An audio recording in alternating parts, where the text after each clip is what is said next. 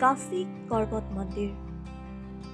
এইটো কাশীৰ প্ৰসিদ্ধ ব্লু লছিৰ দোকান আৰু কাশী বিশ্বনাথ মন্দিৰৰ পৰা কিছু মিটাৰ দূৰত অৱস্থিত আৰু ইয়াক এটা প্ৰাচীন শিৱ মন্দিৰ বোলা হয়। এইটো এটা সৰু মন্দিৰ আৰু মাত্ৰ স্থানীয় লোকসকলেহে তালৈ যায়। বৰ্তমান মন্দিৰৰ মাটিৰ তলৰ কোঠৰীত মাত্ৰ পূজাৰী আৰু তেওঁলোকৰ সম্বন্ধীয়সকলেহে প্ৰৱেশ কৰিব পাৰে। তেওঁলোকৰ 25 প্ৰজন্ম ধৰি সেই ঠাইৰ চোৱা চিতা কৰি আহিছে। তাত থকা কৰতখন ব্ৰিটিছসকলে লৈ গৈছিল।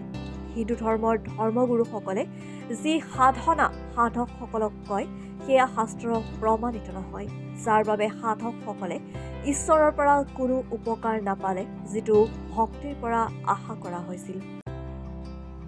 কাশীৰ ধৰ্মগুৰুসকলে এটা নিন্দনীয় আৰু অপৰাধমূলক পৰিকল্পনা কৰিলে যে ভগৱান শিৱই আদেশ দিছে যে কাশী নগৰত প্ৰাণ আহুতি দিয়াজনৰ বাবে স্বৰ্গৰ দুৱাৰ মুকলি হ'ব। কোনো বাধা নোহোৱাকৈ তেওঁ স্বৰ্গলৈ যাব। বৰ্তমান জিলা সন্ত কবিৰ নগৰৰ মগহৰ নগৰত মৃত্যু হোৱাজন নৰকলৈ যাব বা গাধৰ শৰীৰ প্ৰাপ্ত কৰিব। মগহৰত মৃত্যু হোৱাজন পোনপটীয়াকৈ গাহৰি বা গাধ অৰ্থাৎ নৰকলৈ যাব আৰু কাশীত মৃত্যু হোৱাসকল পোনপটীয়াকৈ স্বৰ্গলৈ যাব বুলি প্ৰচাৰ কৰা ভ্ৰান্ত ধাৰণাটোৰ বাবেই আগতে সকলোৱে কাশীত জীৱনৰ শেষ সময় অতিবাহিত কৰিছিল। সেইবাবেই আশে পাশে থকা গাঁৱৰ মানুহে বৃদ্ধ সময়ত মাক দেউতাকক কাশীৰ স্বাৰ্থপৰ পণ্ডিত পূজাৰীৰ হাতত গতাই দিছিল। তেওঁলোকে ভাড়াৰ ভিত্তিত বুঢ়া বুঢ়ীসকলক নিজৰ লগত ৰাখিছিল।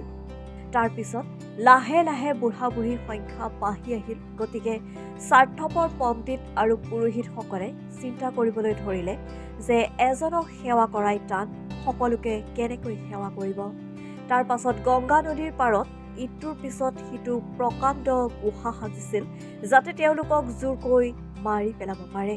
তাৰ পাছত সেই গুহাটোৰ ভিতৰত কৰতৰ দৰে বস্তু এটা স্থাপন কৰা হ'ল, যাক সেই সময়ৰ মানুহে কৰত বুলি কৈছিল।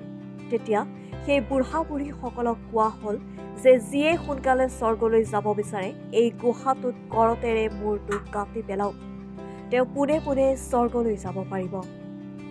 এইটোৱেই শিৱ ভগৱানৰ আদেশ।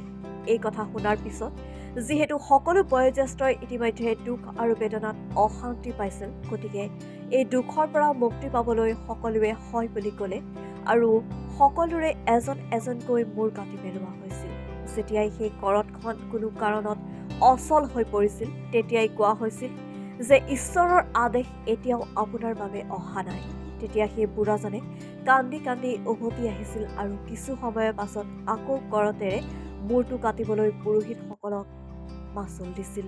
এইদৰে সেই বৃদ্ধসকলৰ সংখ্যা কমি আহিল, যিটো আছিল অতি নিষ্ঠুৰভাৱে কৰা কুকৰ্ম। উল্লেখযোগ্য যে সেই মন্দিৰত কেৱল সনাতন হিন্দু ধৰ্মৰ লোকেহে প্ৰৱেশ কৰিব পাৰিছিল। নিউজ ডেস্ক ৰিপৰ্ট, লেংডন বাতৰি।